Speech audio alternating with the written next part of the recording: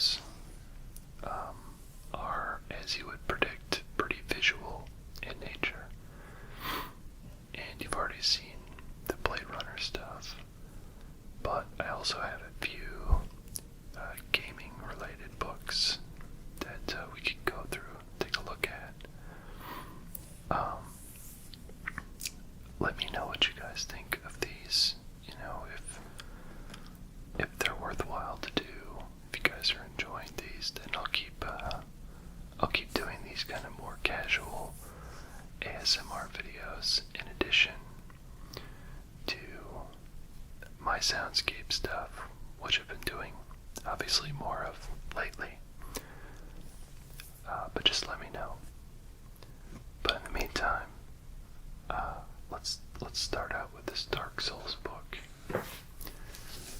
For those of you who are not familiar, I thought there was information on the back here, but true to form, it's Dark Souls, and the darkest, most gothic way to decorate your book is not at all, as you can see here, just black.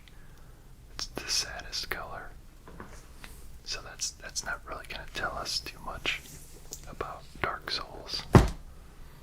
So, this game in a nutshell is a role-playing game of sorts. It's more of an action role-playing game, though, where the player is thrust into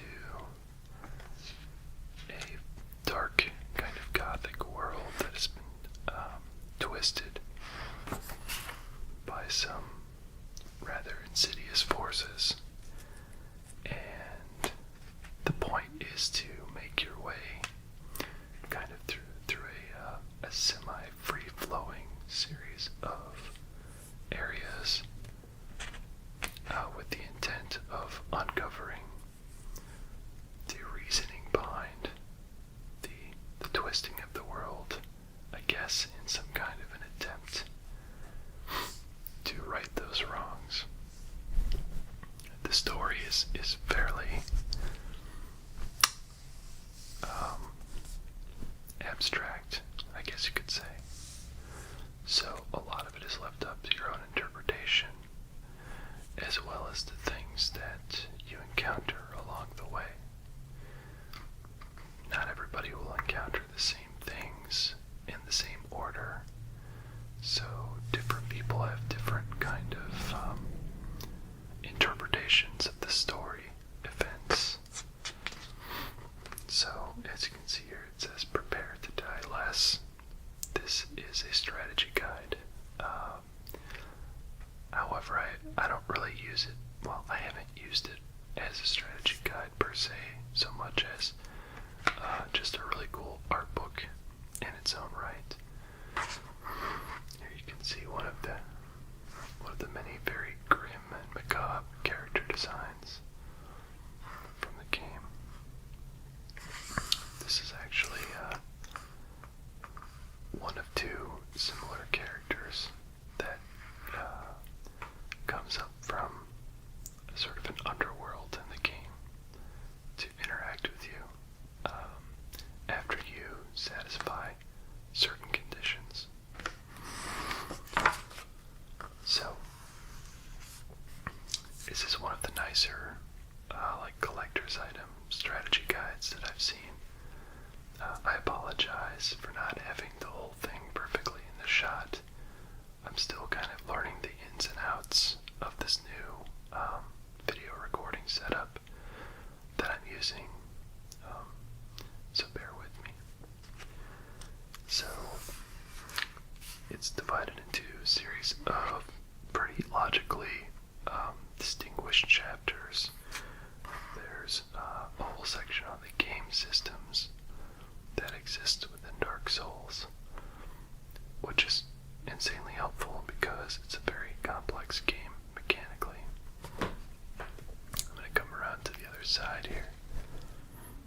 And the second chapter is an enemy guide to the various enemies that you'll face in the world. Third chapter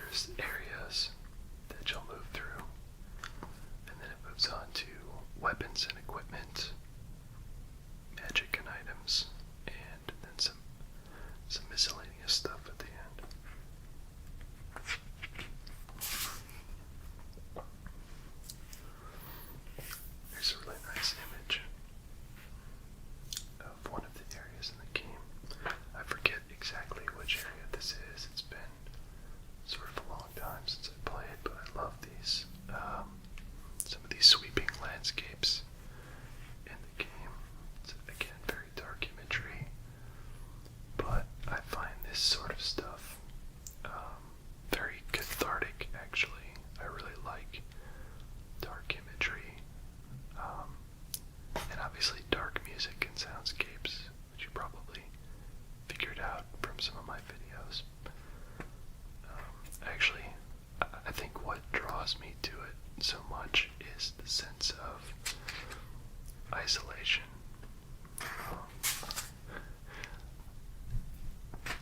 It's a nice way to recharge my introvert batteries after a day of dealing with very loud and obnoxious people at my day job. So mechanically speaking, the game, you can start out as one of a number of different classes in the game, and if you're at all familiar with role-playing games of any sort, you understand that there are a number of different kind of numbers and statistics which determine the relative effectiveness of different attacks and defenses and spells and all that sort of thing that your character can perform. Interestingly enough, in Dark Souls, those numbers are merely helpful starting points. And really, you can start with any of the starting character classes and turn them into anything that the game supports, really. So it's pretty open-ended.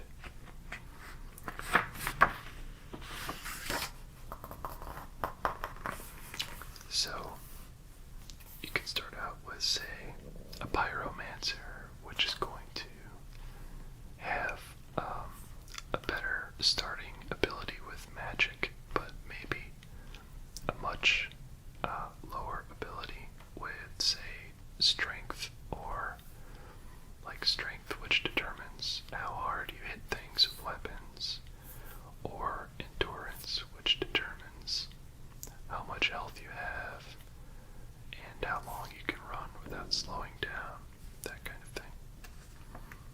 I apologize if you hear my stomach growling right now, but I'm really hungry, so bear with me. There are too many game mechanics to count in this game, so we won't go through all that stuff. This is more of just kind of a very casual glimpse at the tip of the iceberg. You can always check it out if you're interested in it. It's on every major platform right now, 360, PS3, as well as the PC, which is a really great, it's actually turned out to be a pretty good PC port, thanks to the work of some one independent developer who fixed a lot of the problems that are in the original PC release.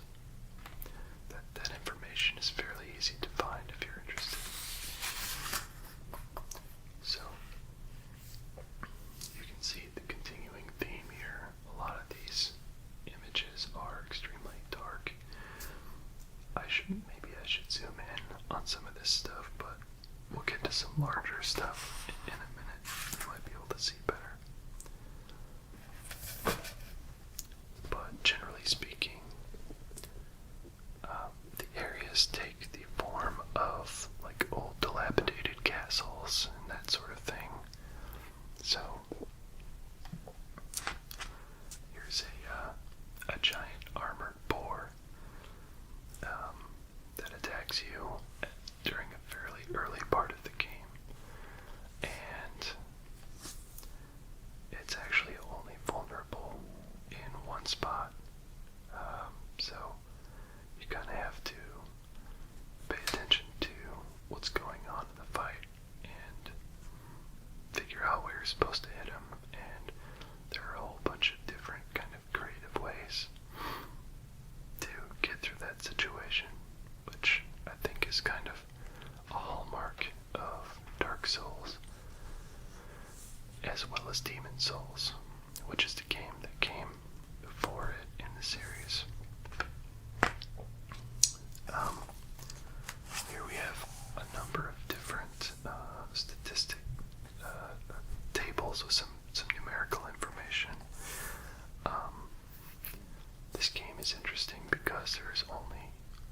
one piece of currency in the whole thing. There's no gold or anything like that. No paper money. It's all souls. So the way you get souls is by picking them up in the environment, whether it's by killing enemies or finding them locked away in treasure chests, that sort of thing. And you can use the souls to do a whole bunch of different stuff, like improving your weapons with blacksmiths that you meet throughout the game, as well as leveling up your various statistics, like, say, vitality here. Every time you level up,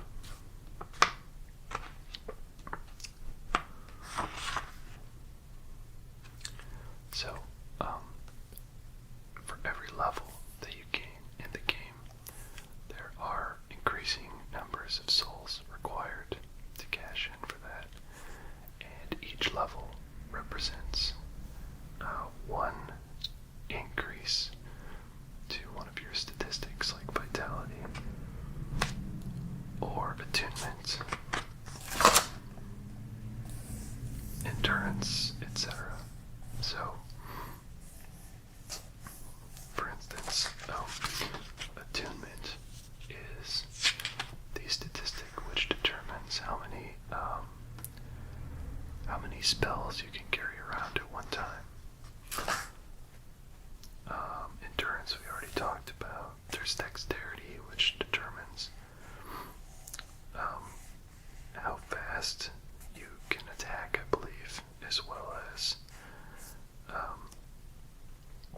how much damage you do with weapons that scale off of dexterity, like bows and knives and things like that. So for like thieves and rangers, you would go with dexterity, whereas with like a more traditional warrior type character, you'd go with strength.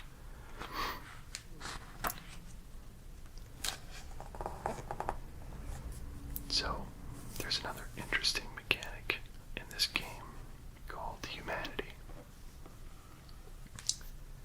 And humanity plays so many different parts in this game, it's hard to know where to start. For one thing, you can either be in soul form or human form, which affects a whole bunch of different stuff, including whether you can be invaded by other human players that are connected to the same network as you are. So, like whether it's PSN or Xbox Live or the PC servers. They also, the more humanity you have built up, the better the rate that you find special items in the environment. And also there are special items and spells that directly scale off of how much humanity you have, which in itself is an interesting risk-reward scenario, since you drop all of your souls and your humanity in a pile every time you die. Now, if you can get back to that pile of stuff without dying a second time, you're fine. You can pick it up and go about your way. But if you die a second time on your way to your souls and your humanity, you lose all of them. And so basically you only can have one active pile of souls and humanity at any one time.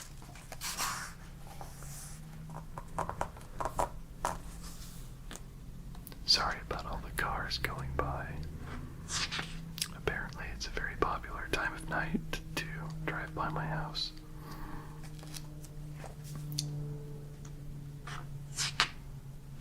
So, the next thing is there are actually inventory slots that you have that you can use to carry your items, as well as your souls and all that other stuff. Well, actually, your souls aren't really something that take up inventory space, but for instance, you might pick up pieces of armor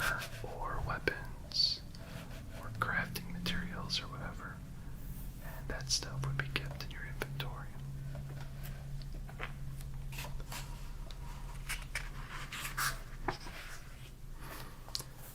Every piece of equipment that you get in this game has its own stats, which govern how effective it is in certain situations.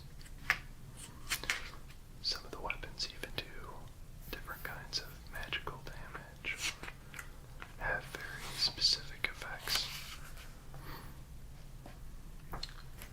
So, the mechanical parts of this guide go on and on in a similar fashion.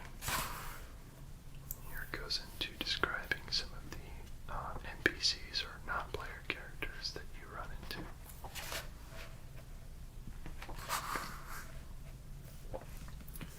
Here's a great image.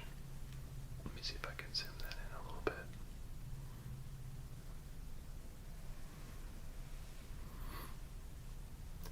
Here's a pretty cool image of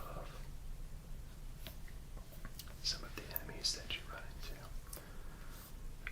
This right here is called the Asylum Demon, and this is one that you run into pretty early on. You can see he's got some pretty sweet demonic horns that look like dried out tree branches, as well as a gigantic cudgel. Here we have a pretty bog standard undead soldier. You run into plenty of these guys. The main thing about them is they wield, they have a shield, so you have to be able to break through their guard in some way. And there are a number of different ways you can do that, whether it's using a big weapon that will break through a guard, or you can kick them, that'll break their guard, or fall on top of them. There's a whole bunch of different stuff, or you might even throw a firebomb on them. Any number of different things you can do. And over here we have a bunch of undead, very typical fodder characters here. That, although that does bring up an interesting point. Obviously you have these big characters which can present quite a threat, but these guys, just like anything in Dark Souls, can be a huge threat. So it pays to take your time and pay special attention to your surroundings, because even weak enemies like this can put you down pretty quickly. So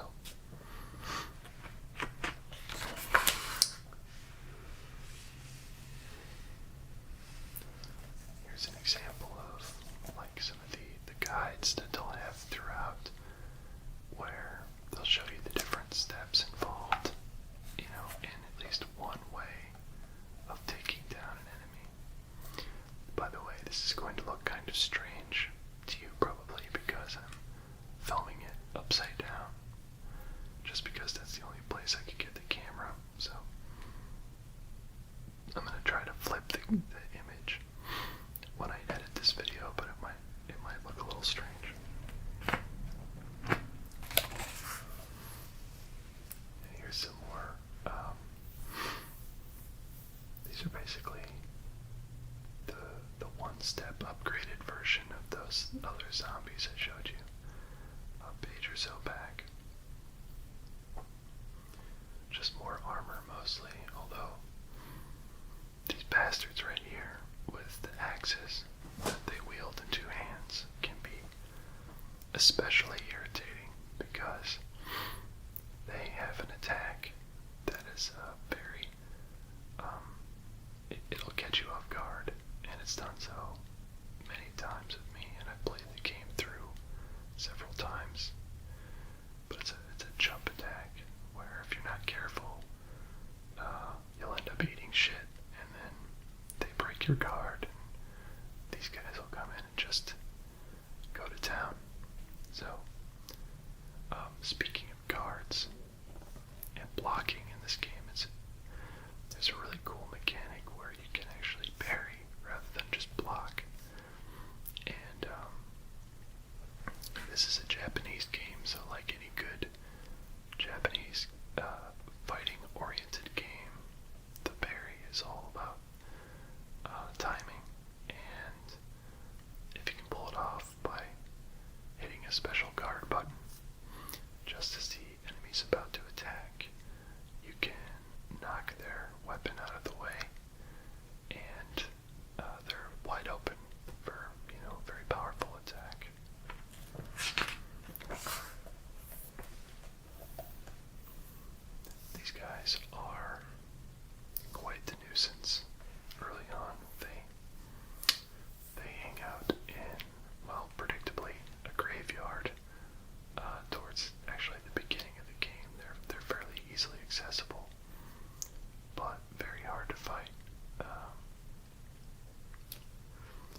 skeletons are very good at breaking your guard open by this crazy rolling attack, where they basically turn into a spinning sword, like a pile of bones and a sword coming at you in a ball.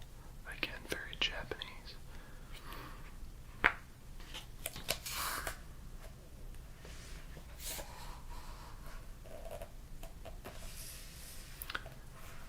Here's one of the, this is actually the first proper boss character in the game.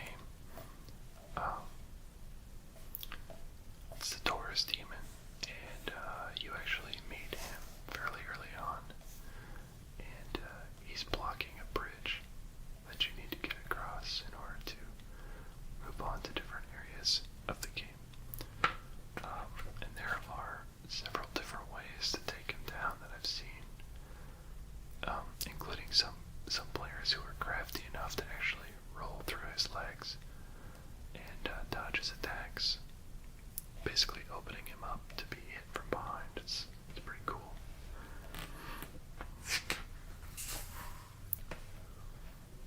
Etc., etc. These guys are actually cool. Their kind of special thing is that they use fencing techniques. They wield these huge rapier swords, and they poke at you, and they're extraordinarily fast. So definitely not to be underestimated. So hopefully that gives you some idea of the enemies that you might face. I mean, there's several more. It's just kind of a basic taste, though. Some of the enemy designs in this game are downright terrifying, like something out of H.P. Lovecraft novel. This is Blight Town, one of the more grim areas in the game. It's just a gigantic underground swamp, and it's got these, you can see these like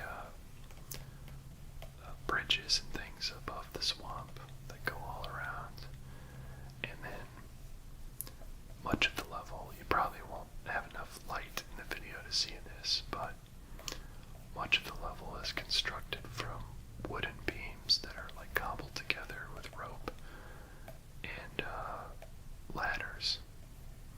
And as you're traversing this area, you're being accosted by mosquitoes and all sorts of rotted looking humanoid creatures that all do lots and lots of poison and toxic damage. So, as you can imagine, it's bad news. Get the fuck out of here as soon as possible is my advice. Oh, here's another very macabre and Japanese design. This is one of the bosses. This is the boss of Blight Town. It's Quelaag the Witch, and as you can see, it's basically the upper torso of a woman mounted on top of a horrifying spider that spits out lava, and it's just pretty formidable.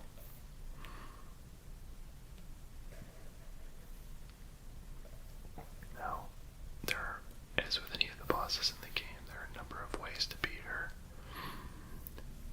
She has two sort of terrifying ways that she can attack you. There are others, but she's known for creating huge pools of lava around her that obviously you don't want to stand in. And then she's also got a sword that she swings around in these semi-predictable arcs, and it hurts like hell when you get hit by it.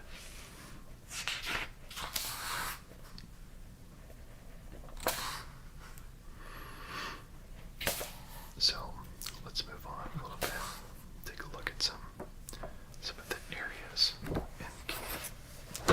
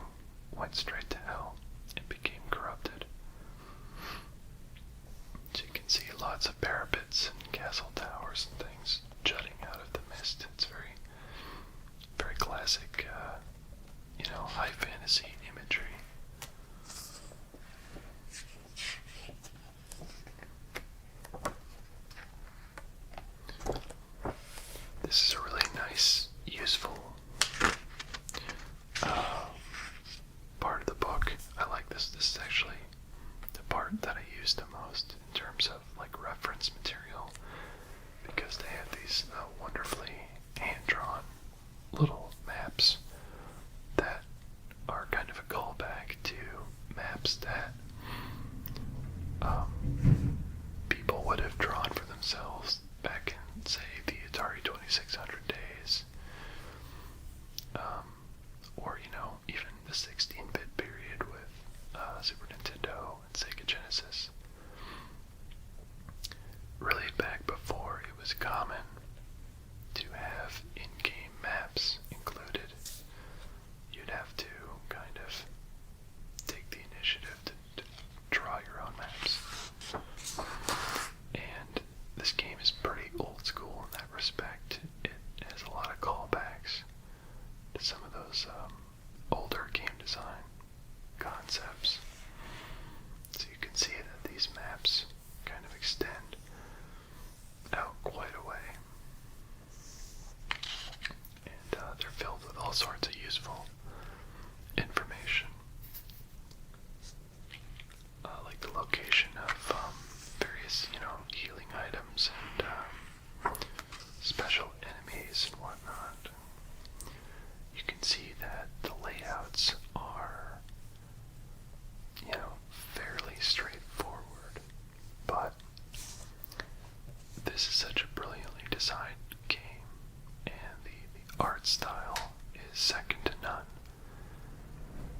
And the developer From Software has really been able to pull a lot of kind of mystery and almost like a maze-like quality out of fairly straightforward area layouts.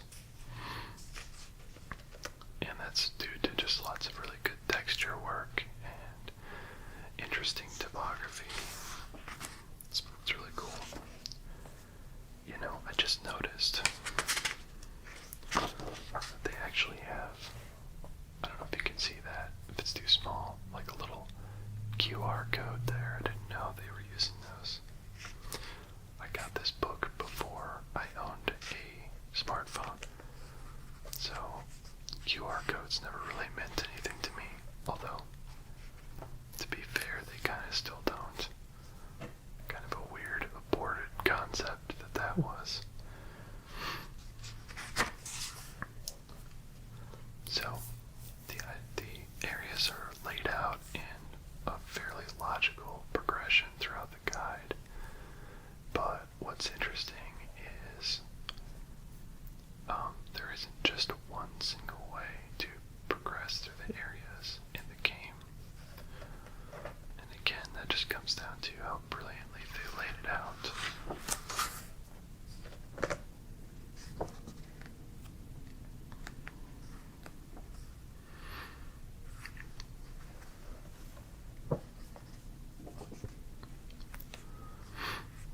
So, it pretty much just goes on like this.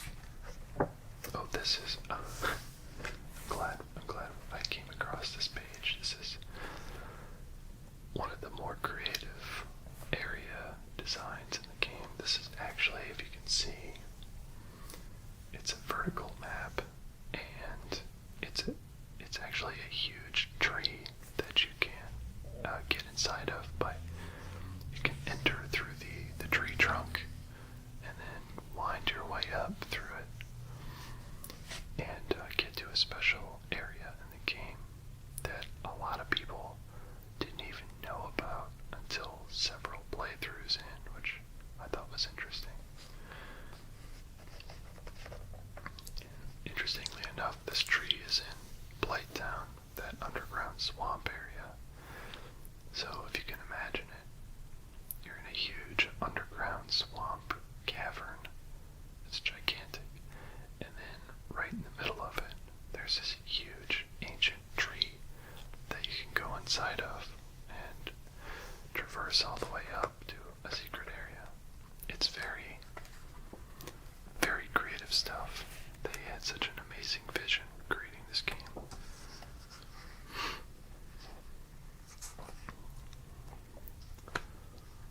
I'm just having a lot of good memories of some of the interesting areas that they throw at you as I'm flipping through this right now. So I do apologize if I go silent here for a moment as I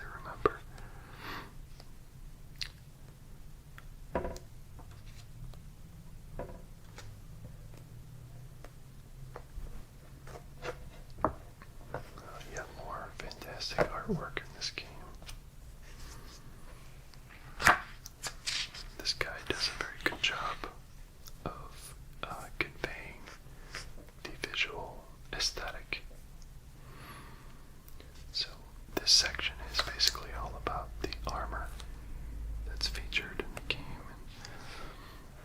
as well as the weapons, any of the items that are wearable. I'll zoom in some more on that.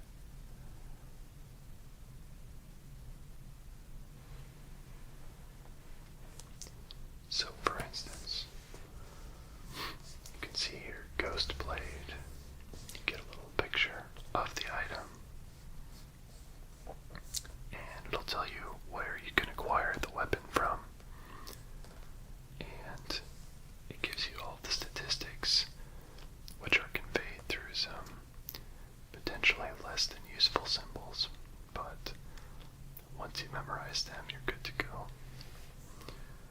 This actually is, I would say, one of my favorite weapons in the game, the Humble Bandit's Knife. It's actually one of the weapons that you start with if you choose the Thief class,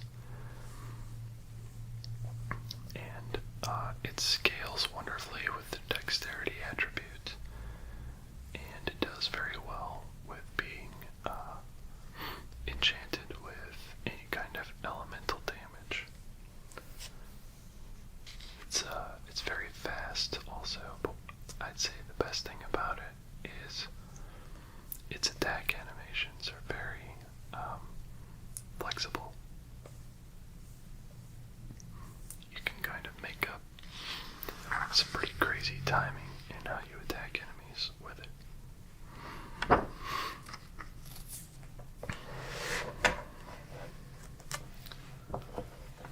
There you can see a weapon that's actually made out of crystal. At least back when I played this game. I'm sure patches have come out since then. This was a pretty terrible weapon. I'm not sure if it is anymore, but that's really a pity considering how cool of an idea a crystal weapon is. It's a nice piece of artwork.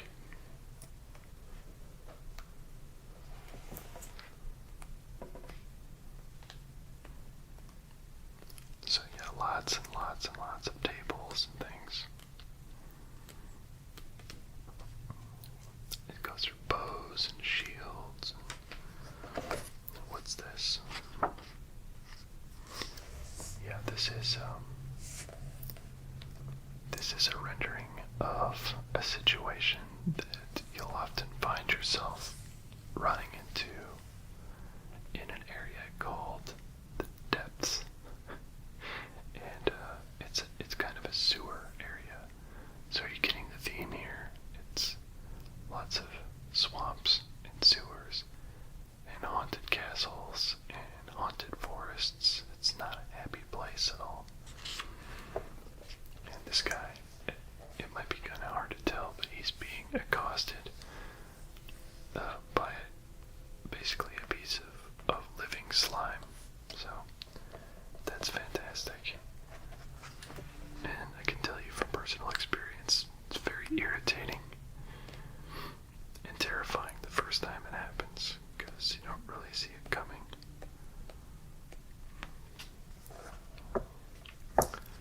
So now we get into the different consumable items in the game, and as you can see here, these are special soul items that are dropped by the bosses in the game, and you can cash them in for lots and lots of regular souls, which you can, like I said before, use to level up your stats or improve your weapons. But generally, the interesting thing about these boss souls is that they can be used to forge unique items in the game with certain blacksmiths who you meet throughout the areas.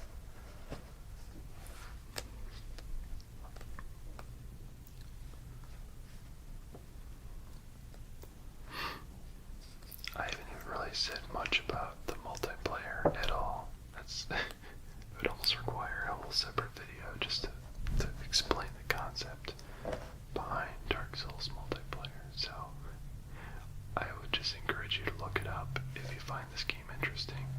I like this piece of art right here.